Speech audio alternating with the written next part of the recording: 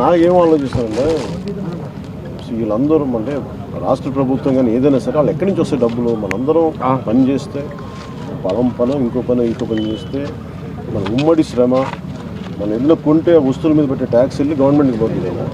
వాళ్ళేదో మనకేదో త్యాగం చేసినట్టుగా ఉచితంగా ఇచ్చేసింటే ఫీల్ అవుతారు. అంటే నేను అనేది ఈ జనరేషన్ అది ఈ జనరేషన్ మీరు మాట్లాడాలి. ఇదేంటి ఫస్ట్ భయపడద్దు అసలు. అంటే మీరు ఎప్పుడు విడివిడిగా ఉండకండి. ఏదైనా 10 మంది వచ్చారంటే